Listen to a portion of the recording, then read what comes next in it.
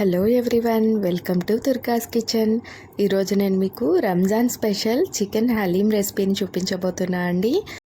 జనరల్గా హలీంని ఇంట్లో చేసుకోవాలి అంటే చాలా పెద్ద ప్రాసెస్, కష్టం అని అనుకుంటూ ఉంటారు కదా. సో అలా కాకుండా చాలా సింపుల్ ప్రాసెస్లో నేను మీకు ఈ వీడియోలో చూపించబోతున్నాను. సో స్కిప్ చేయకుండా లాస్ట్ వరకు కూడా చూసేసేయండి. ఫస్ట్ ఒక బౌల్ తీసుకుని దాంట్లోకి 1/3 కప్ వరకు గోధుమ రవ్వ వేసుకోవాలి. అలానే 1/2 టేబుల్ స్పూన్ కందిపప్పు, 1/2 టేబుల్ స్పూన్ ఎర్రపప్పు, 1/2 టేబుల్ స్పూన్ మినప్పప్పు, 1/2 టేబుల్ స్పూన్ నువ్వులు, 1/2 టేబుల్ స్పూన్ శనగపప్పు, 1/2 టేబుల్ స్పూన్ పెసరపప్పు, 1/2 టేబుల్ స్పూన్ బియ్యం, అలానే 5 బాదం గింజలు, అలానే 1/2 టేబుల్ స్పూన్ ఓట్స్. ఈ ఓట్స్ ప్లేస్లో మీరు బార్లీ గింజల్ని కూడా వాడుకోవచ్చు. వీటన్నిటినీ కూడా వాటర్ పోసుకొని ఒక 2 అవర్స్ పాటు నానబెట్టుకోవాలండి. ఇలా నానబెట్టుకున్న తర్వాతనే మనం హలీంని ప్రిపేర్ చేసుకోవాలి.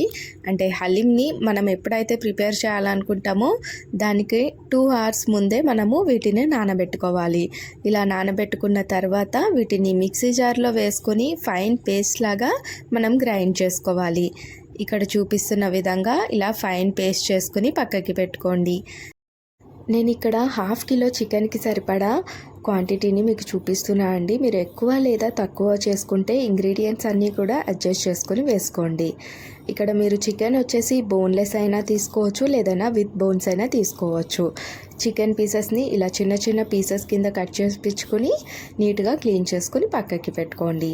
నెక్స్ట్ స్టవ్ ఆన్ చేసుకొని ఒక కుక్కర్ని పెట్టుకుని దాంట్లోకి 5 టేబుల్ స్పూన్ల వరకు నూనెని వేసుకుని దాంట్లోకి 5 మీడియం సైజ్ ఉల్లిపాయలను ఇలా సన్నగా తరుగుకొని వేసుకోవాలి.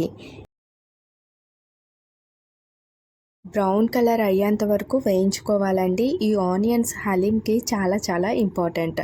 సో ఇలా డార్క్ బ్రౌన్ కలర్ వచ్చిన తర్వాత వీటిని ఒక బౌల్లోకి ట్రాన్స్ఫర్ చేసుకోండి. ఇప్పుడు అదే ఆయిల్లోకి ఒక మీడియం సైజ్ ఉల్లిపాయలను ఇలా సన్నగా కట్ చేసుకుని వేసుకోండి. అలానే 2 పచ్చిమిర్చిలను ఇలా కట్ చేసుకుని వేసుకోండి. స్టవ్ మీడియం ఫ్లేమ్లో పెట్టుకుని ఒక 2-3 మినిట్స్ పాటు ఈ ఉల్లిపాయలను మగ్గనివ్వాలి.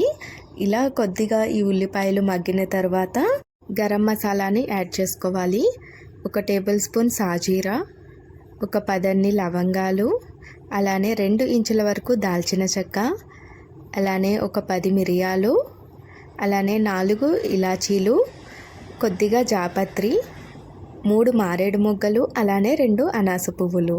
వీటన్నిటిని కూడా వేసుకుని స్టవ్ లో ఫ్లేమ్ మీద పెట్టుకుని ఆనియన్స్ కొద్దిగా మగ్గేంత వరకు, అంటే లైట్గా కలర్ చేంజ్ అయ్యేంత వరకు వేయించుకోవాలి. ఇలా వేయించుకున్న తర్వాత 1/2 టేబుల్ స్పూన్ వరకు పసుపును వేసుకోవాలి. అలానే 1/2 టేబుల్ స్పూన్ అల్లం వెల్లుల్లి పేస్ట్ని కూడా వేసుకుని మంచి అరోమా వచ్చేంత వరకు వేయించుకోవాలి.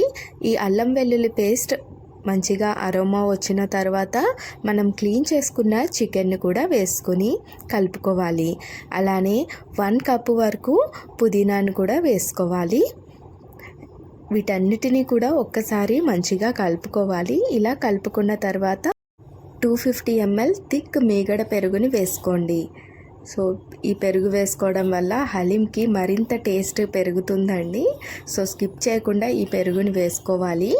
ఇలా ఒక్కసారి కలుపుకున్న తర్వాత 1 టేబుల్ స్పూన్ వరకు కారంని వేసుకుని అలానే రుచికి సరిపడా ఉప్పును కూడా వేసుకుని చికెన్ పీసెస్ మునిగేంత వరకు కూడా వాటర్ని పోసుకోవాలి. నేను ఇక్కడ చికెన్ పీసెస్ మునిగేంత వరకు ఒక 100 ml వరకు వాటర్ని పోసండి. ఇలా ఒక్కసారి కలుపుకున్న తర్వాత మూత పెట్టి స్టవ్ మీడియం ఫ్లేమ్లో పెట్టుకొని 4 to 5 విజిల్స్ వచ్చేంత వరకు ఈ చికెన్ని కుక్ చేసుకోవాలి. 5 విజిల్స్ వచ్చిన తర్వాత స్టవ్ ఆఫ్ చేసుకొని ప్రెషర్ పోయిన తర్వాత చికెన్ని ఇలాగా పప్పు గుత్తిని తీసుకుని స్మాష్ చేసుకోవాలండి. ఒకవేళ మీ దగ్గర స్మాషర్ ఉంటే దాంతో కూడా ఇలా స్మాష్ చేసుకోవచ్చు. నేను ఇక్కడైతే పప్పు గుత్తితోటి అంటున్నాను. ఎక్కడా కూడా చికెను పీసెస్ కింద లేకుండా మొత్తం ఇలా స్మాష్ చేసుకోవాలి. ఇలా స్మాష్ చేసుకున్న తర్వాత మనం ప్రిపేర్ చేసుకున్న పేస్ట్ని దీంట్లోకి వేసుకోవాలండి. నెక్స్ట్ ఇందులోకి మనం ఆనియన్స్ని ఫ్రై చేసుకున్నాం కదండి, వాటిని కూడా వేసుకొని స్టవ్ ఆన్ చేసుకుని స్టవ్ లో ఫ్లేమ్ మీద పెట్టుకుని ఈ కుక్కర్ని పెట్టుకోవాలి. గరిటతో ఇలా కలుపుతూనే ఉండాలండి, అడుగంటుతూ ఉంటుంది. స్టవ్ లో ఫ్లేమ్లో మాత్రమే పెట్టుకోవాలి. ఈ హలీం ప్రిపేర్ అవ్వడానికి మ్యాక్సిమం 1 అవర్ టైం పడుతుందండి. మనం ఇలా కలుపుతున్నప్పుడు ఈ హలీం అనేది గట్టిపడినట్టయితే కొద్దిగా వాటర్ని అనేది యాడ్ చేసుకోవాలి. ఒక 1/2 కప్ వరకు వాటర్ని యాడ్ చేసుకొని ఒక 30 మినిట్స్ పాటు ఉడికించుకున్నట్టయితే ఇలా థిక్గా హలీం అనేది రెడీ అవుతుందండి. కన్సిస్టెన్సీ ఇలా వచ్చినట్టయితే హలీం మెత్తగా ఉడికిపోయినట్టే. అప్పుడు స్టవ్ ఆఫ్ చేసుకుని దీనిని పక్కకి పెట్టేసుకోవాలి. కన్సిస్టెన్సీ మరీ గట్టిగా ఉన్నా కానీ చల్లబడ్డాక ఇంకా గట్టిగా అయిపోతుందండి. సో కన్సిస్టెన్సీ ఇలా వచ్చిన తర్వాత స్టవ్ ఆఫ్ చేసుకోండి. నెక్స్ట్ స్టవ్ ఆన్ చేసుకొని ఒక ప్యాన్ పెట్టుకుని దాంట్లోకి 1/2 కప్ వరకు నెయ్యిని వేసుకోవాలి. అలానే డ్రై ఫ్రూట్స్ని యాడ్ చేసుకోవాలి. నేను ఇక్కడ కాజుని 1 కప్ వరకు వేస్తున్నాను. వీటిని లైట్ గోల్డెన్ బ్రౌన్ కలర్ వచ్చేంత వరకు కూడా వేయించుకొని ఇలా వేయించుకున్న వాటిని హలీంలోకి వేసుకొని మిక్స్ చేసుకోవాలి. సో మీకు నచ్చిన డ్రై ఫ్రూట్స్ని వాడొచ్చండి. నేనైతే ఉట్టి కాజుని మాత్రమే వేస్తున్నాను.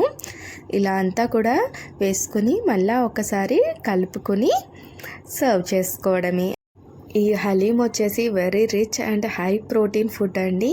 సో మీరు కూడా ఒక్కసారి ఇంట్లో నేను చెప్పిన ఈ విధంగా ట్రై చేసి ఎలా వచ్చిందో నాకు కమెంట్ సెక్షన్లో కమెంట్ చేసి చెప్పండి. అలానే మీ ఇంట్లో వాళ్ళకి ఇలా ఒక్కసారి రెసిపీని చేసి పెట్టారంటే వాళ్ళు చాలా ఇష్టంగా తింటారు. మళ్ళీ మళ్ళీ కూడా ఈ రెసిపీని చేయమని అడుగుతారు.